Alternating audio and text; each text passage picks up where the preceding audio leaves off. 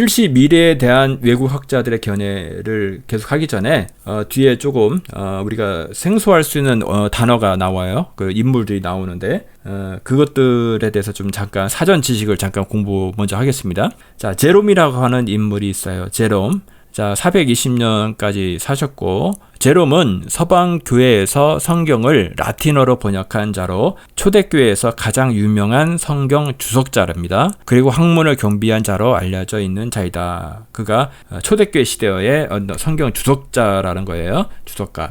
그래서 제롬이라는 인물이 있었고요. 그 다음에 교부라는 단어가 나오는데, 교부는 2세기 이후부터 기독교 신학의 주춧돌을 놓은 이들을 일컫는다. 교부라는 호칭은 후대에 붙인 경칭이며 이들에 관련된 신학을 기독교에선 교부학, 교부 신학이라고 부른다. 이렇게 되어 있습니다. 자, 그래서 이런 용어들도 알아두셔야 돼요. 우리가 뭐 신학교는 가지 않았지만 이런 용어들이 있다는 거. 자, 그 다음에 종교 철학에서는 교부 철학으로 나누어 연구하고 있다. 교부는 2세기에서 8세기에 걸쳐 기독교의 이론을 확립하고 또한 이단과의 열띤 논쟁을 벌여 사도 전승을 바탕으로 한 보편교회, 신학과 교리를 수호하는 데 앞장섰다. 그러니까 교부하면 이런 느낌이네요. 일단 좀 많이 알고 그쪽에 그래도 어떤 선한 쪽에 위에서 좀 이단들과 싸워주는 어떤 그런 학자, 뭐 그런 느낌이라고 할까요? 그것을 교부다라고 이야기를 합니다. 자, 이런 용어가 있고요.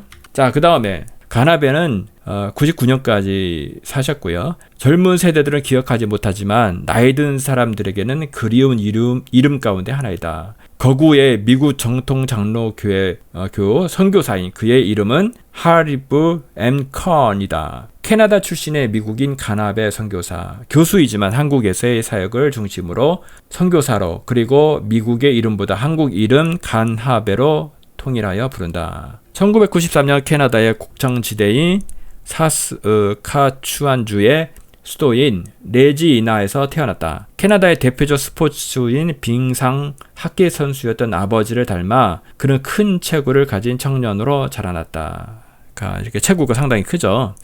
중학교 시절을 미국 캘리포니아 버클리에서 보냈는데 그때 친구의 권유로 언약교회에 출석하게 되었다. 이것이 교회와의 첫 번째 만남이다. 그가 그리스도인이 되고 선교사가 되리라고 아무도 상상하지 못하였으나 하나님의 은혜 가운데서 성장하게 된다. 이분으로부터 영향을 받은 사람들 중에는 리디머 교회의 팀 켈러 목사, 퓰러 신학교, 매뉴엘 오르티즈 교수 등이 있다. 이렇게 되어 있습니다. 자, 가나베 교수는 한국에서 도시 빈민들이나 직업 여성들에게 관심이 많았다. 이렇게 되어 있습니다. 자, 계속 보겠습니다. 71회의 계시는 보는 사람의 관점에 따라 여러 가지 다른 해석을 하게 만드는 난해한 본문으로 여겨지고 있다. 그렇죠. 다니엘서 9장에 나오는 71회의 계시는 구약 성경 가운데에서 가장 어려운 구절들 가운데 한 구절이며 지금까지 제시되어 온 해석들도 수천 가지다 라고 한다. 자, 이거 좀 진짜 몇백 개가 아니라 정말 수천 가지야, 수천 가지. 정말 그렇죠. 그래서 우리가 정말 공부를 해야 됩니다. 이 수천 가지를 다 할 수는 없겠지만 정말 그 메이저 호응을 받는 그런 어떤 예언에 대해서 우리가 좀 공부할 필요가 있다. 그런 생각을 해봅니다. 초대교회 교부인 제롬은 나는 이 문제가 학식이 대단한 사람들에 의해 논쟁되어 왔다는 것을 깨닫는다. 그는 그의 다니엘 주석에서 이 예언의 9가지 견해를 제시하고 있으나 그는 거기에서 위대한 교회 교사들의 의견에 결론을 내리지 못하고 있다고 한다. 자, 이렇게 되어 있습니다. 자, 우리 잘 아는 존 칼빈도 그의 주석에서 말하기를 뭐라고 했느냐? 본문의 내용은 주석가들의 견해에 따라 여러 가지로 취급되어 분해되고 나눠져 그 모호성으로 인해 쓸모없는 것으로 인정될 정도다라고 말하고 있다. 자, 우리 존 칼빈은 계시록에 대한 주석서를 쓰지 못했죠. 안 했죠. 안 쓴 이유가 여기 사실 있는 거예요. 다니엘서에도 이것은 사실은 계시록과 연결이 되기 때문에 이렇게 좀 어렵게 생각하고 있다는 거죠. 71에 대해서. 71에 대한 해석은 대단히 다양한 해석 방법이 있는데 본 강의에서는 두 사람이 내린 정의를 가지고 고찰할 것이다. 첫 번째 견해는 구약 주경학자인 카일의 견해와 에즈워드 영 박사, 가나베 교수와 박윤선 박사의 견해를 살펴볼 것이다. 두 사람의 견해가 거의 같으나 다른 점이 있다면 카일의 견해에는 세대주의의 견해가 빠졌다는 것이다. 그 이유는 카일의 시대에는 세대주의가 확립되지 않은 시기이기 때문이다. 자, 이것처럼 자 보시면 어떤 시대에 따라서 어떤 주류 의견들이 나왔을 때 그것이 그러니까 물론 당연히 그렇겠죠. 과거의 어떤 해석들은. 그리고 저는 그런 생각을 해봅니다. 특히 이 마지막 때에 관련된 마지막 때에 관련된 예언이라고 저는 확신하고 있지만 이것들을 정말 마지막 때를 향해서 가면 갈수록 이것들은 거의 명확해질 것이다. 예언들이 성취가 되는 것들 눈으로 보는 세대이거든요. 조금만 관심 있는 분들은 아실 거예요. 그 중에 하나가 사실은 이스라엘의 독립이고요. 그러니까 그런 여러 가지들이 있죠. 예루살렘 수도를 트럼프가 같이 인정을 했던 것처럼 선언했던 것처럼. 자, 하여간 여러 가지가 있습니다. 우리가 그것들을 보는 세대에 있다. 자, 우선 첫 번째 아까 말씀드린 것처럼 카일의 관점 그리고 영의 관점이 있다고 했어요. 우리 가나베 교수님 그런 쪽에 한번 보겠습니다. 첫 번째, 예수 그리스도의 초래인과 주후 70년까지를 보는 견해. 자, 이거 뭐냐? 그 말씀한 그 것이 사실 오늘 그 다니엘서를 읽지는 않았습니다. 여러분들 따로 한번 말씀을 찾아보시고요. 그 말씀에 제시하는 그 날이 언제냐 정확히 딱 정해진 것이 아니라 의견이 분분하다는 거예요. 그래서 첫 번째로 예수 그리스도의 초림과 주 70년까지를 본다는 거예요. 거기에 기록되어 있는 말씀을 그렇게 볼 수도 있다라는 거죠. 카일이라는 사람은.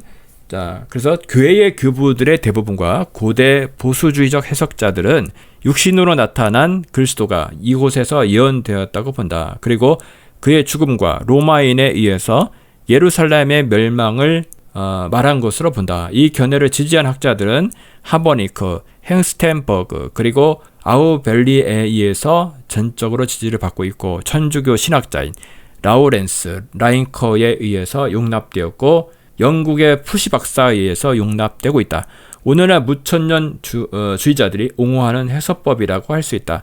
영 박사는 정통적인 메시아 해석으로 분류한다. 이렇게 되어 있습니다.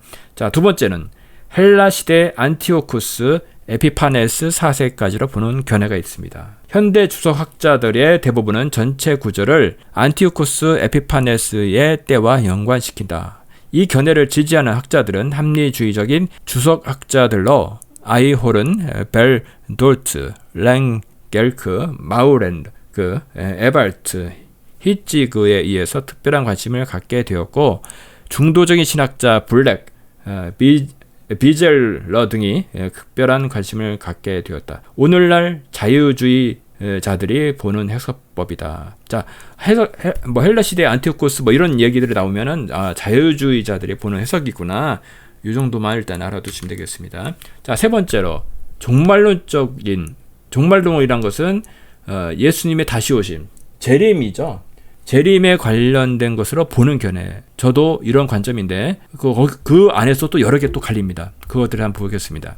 일부 교부들과 여러 명의 현대 신학자들은 종말론적으로 그 예언을 해석하여 포로의 종말에서 끝날에 그리스도의 재림으로 그 나라가 완성될 때까지 하나님의 나라의 발전 과정의 선언으로 해석한다. 이 견해를 지지하는 학자들은 히포리투스와 라우디게의 아포리나라스에서 그 첫 징조를 본다. 이들은 7장 25절에 언급된 적그리스도의 예언을 거론하면서 본장 27절의 진술을 마지막 주간에 관한 것, 세상 종말과 관련시킨다. 그러니까 마지막 한 일에 관련된 거죠. 그러니까 그렇게 그것을 마지막 종말에 관련된 것으로 관련을 시킨다, 해석을 한다. 그렇게 이야기를 하는 거죠.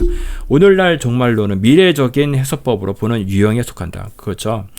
과거주의로 해석할 수 있고 역사적인 것으로 할 수 있고 미래적인 걸 해석할 수 있고 예전에 한번 했었습니다.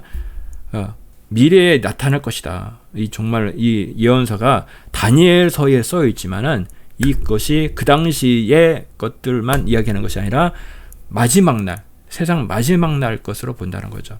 그 시점을. 자, 역사적 전년주의와 세대주의자들이 포함이 된다고 할 수 있다. 그렇죠.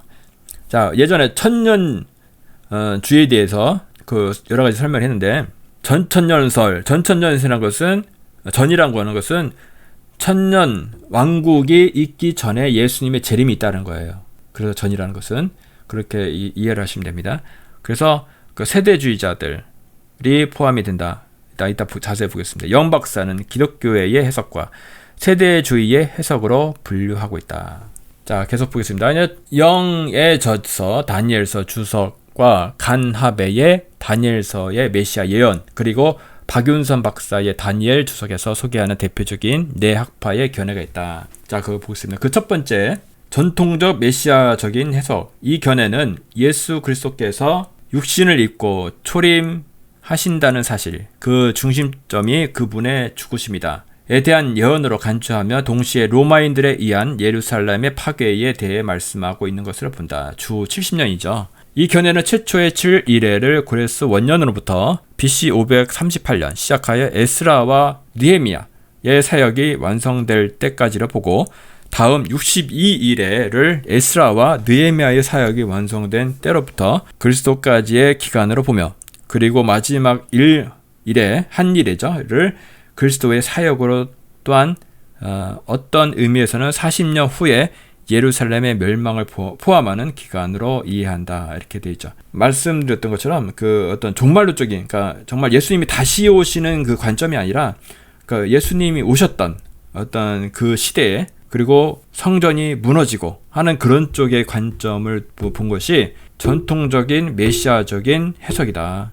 그런 첫 번째 견해가 있는 것입니다. 자, 이래를 특별히 7년의 기간으로 계산하기보다는 불명확한 어떠한 기간을 상징하는 기간으로 해석한다는 거죠. 자, 그러니까 조금 이렇게 볼 수도 있다. 여러분 그런 견해도 오픈해서 이해를 하시면 좋겠어요. 성 어거스틴은 이 견해가 본질적인 견해라고 진술했으며 행스텐버그는 그의 구약의 기독론이라는 책에서 이 견해를 가장 충분하게 해석하였다. 최근에 와서 에드워드 영 박사는 이 견해의 가장 유능한 대표자가 되었다. 이 전통적 해석은 한 이래를 정확한 기간으로 보지 않는다. 이 해석은 메시아의 초림과 죽으심에 초점을 맞추어 해석을 하고 있어서 미래주의적인 해석자들에 의하여 환영을 받지 못하고 있다. 그렇죠. 좀 불편하죠. 이 해석은 마지막 때라고 자꾸 보는데 왜 여기만 머물러 있냐. 그렇게 보는 겁니다. 그러니까 그러니까 예를 들어서 그 성경에 한 일에는 몇 년이야, 몇백 년이야 이렇게 정확하게 얘기를 안 해주고 어떻게 보면 맞추는 거죠. 끼워 맞춰보는 거죠. 그랬더니 이렇게 해석해 보니까 이렇더라 저렇더라 이런 식이죠. 그래서 지금까지 얘기했던 것은 이렇게 도표로 볼 수가 있습니다. 이런 도표로 우리가 보면 되겠고요. 그러니까 마지막 한 일회가 AD 70년 예루살렘이 멸망하는 것으로 본다는 거죠. 자, 두 번째 자유주의 해석입니다. 자, 자유주의 해석은 비메시아에 대한 해석으로 72대의 계시가 헬라 시대 안티오커스 에피파네스 4세의 시대로 국한시켜 해석을 하는 방법이다. 이 해석은 제로메 때에 유대인들에 의하여 주장이 되었다고 한다. 율리우스 하드리아누스 4세기 말경은 본 예언의 메시아 시대적 특징을 부정하였고 안티오커스 황폐에 적용하였다. 자유주의자들이 보는 다니엘서의 저자와 저작의 시기는 보수주의자들이 보는 주전 6세기 다니엘로 보지 않는다. 그들은 다니엘서의 저자를 한 사람이나 한 사람 이상의 저자라 보며 다니엘서가 주전 2세기 마카비 시대에 기록되거나 편찬이 된 것으로 본다. 그들이 그렇게 보는 이유는 다니엘서 11장에 기록된 내용이 당시에 살았던 사람만이 기록을 할 수 있다고 한다. 가나베 교수는 히튼의 해석을 소개하기를 첫 번째, 7일에는 예루살렘 멸망부터 49년 후에 고레스 왕이 바벨론을 전복하고 추방당한 유대인을 예루살렘으로 귀환하라는 명령을 내린 주전 538년까지라고 한다. 두 번째 기간이 62일에는 자, 잠깐 다시 말씀드리면 그 순서가요. 7일에, 62일에, 그리고 장차의 기간, 그 다음에 마지막 한 일에 이렇게 됩니다. 그거는 그 틀은 잡고 계셔야 돼요. 그러니까 7 플러스 62는 뭡니까? 69일이잖아요. 그리고 마지막 한 일회가 남는 겁니다. 그래서 그 순서가 7일에, 그 다음에 62일에, 장차의 시기, 그 다음에 마지막 한 일회. 이것을 어떻게 어느 시점에 그 처음과 끝을 맞출 것이냐 그 문제입니다. 다시 한번 보시면 둘째 기간 62일에는 주전 538년부터 대제사장 오니아스 3세가 죽은 해인 주전 171년까지이다. 이것을 자기가 그렇게 보는 거죠. 주장하는 겁니다. 그럴 수도 있다. 이렇게 생각하시면 되는 겁니다. 셋째, 기간인 마지막 한 일에는 안티오코스 에피파네스 4세에 대한 언급이라고 한다. 그러니까 저는 이걸 솔직히 말씀드리면 이 자유주의 해석은 어떻게 보면 전혀 설득력이 없어요. 저한테는. 저를 설득하지 못해요. 그러니까 이런 것들은 잇따른 것들은 여러분들은 그렇게 해석할 수도 있다. 이것들 알아두시는 게 좋아요. 왜 그러냐? 자기가 어떤 특정한 것들을 소위 말해서 꽂히게 되면 그 안에서 벗어나기 어려워요. 물론 자기가 이런 얘기도 들어보고 저런 얘기도 들어보는 것들이 그렇게 해석할 수 있겠구나 여지를 남겨둬야 됩니다. 그래야지 좀 발전이 있어요. 그래야지 현 시대에 그 나타나는 것들을 적용할 수 있는 여러 가지 능력이 좀 더 있다 그렇게 봅니다. 하나에만 딱 꽂혀가지고 보는 것은 제가 볼 때는 좀 위험하다 그렇게 생각이 들고요. 물론 저도 이런 여러 가지 해석 방법들 중에서 제 마음에 드는 것들이 있어요. 여러분도 있을 것이고 그것들이 있지만 그것들을 고착화시키지 마시고 항상 기도하며 아까 뭐라고 했습니까? 신문을 보시고 유튜브도 보시고 이 세상을 바라보여야 됩니다. 이런 일들이 일어났구나. 이 일은 성경 말씀에서 어떤 것들이 말씀하는 걸까? 기도해보고 같이 토론도 해보고 나눠보고 이런 것들이 꼭 필요하다는 겁니다. 그래서 그럴 때 우리가 깨닫는 지혜가 있을 것으로 봅니다. 자, 셋째 기간이 마지막 한 일에는 안티오코스 에피파네스 4세에 대한 언급이라고 한다. 잘 모르겠어요. 그런데 그것들을 성경의 다니엘서와 연결시키고 있습니다. 자유주의, 자기 마음대로 해석하는 겁니다. 자유주의, 자유롭게 하는 거예요. 마음대로 하세요. 이거죠. 자, 영은 그의 주석에서 마우로, 히치히, 베르만, 프린스의 해석을 소개하면서 이 해석들은 단순한 본보기에 지나지 않는다고 했다. 자유주의 해석은 70일에 대한 기간에 대해서는 한 일회를 7년으로 해석을 하기는 했으나 사건에 집착함으로 그렇죠. 어떤 특정 사건에 설득력 없는 그것도 설득력 없는 그런 사건에 집착을 했죠. 인하여 62일에 대한 성경적인 근거가 잘못되었다고 말하고 있다. 이들은 자신들이 세워놓은 기준에 성경이 오류가 있다는 것을 피력하고 있다. 자유주의 신학은 성경의 오류성을 믿지 않는 사람들이다. 그러니까 자기가 세워놓은 틀에 성경이 잘못됐다고 이야기하는 정말 이런 자들도 있다. 한번 있다는 것만 알아두시고 넘어가시죠.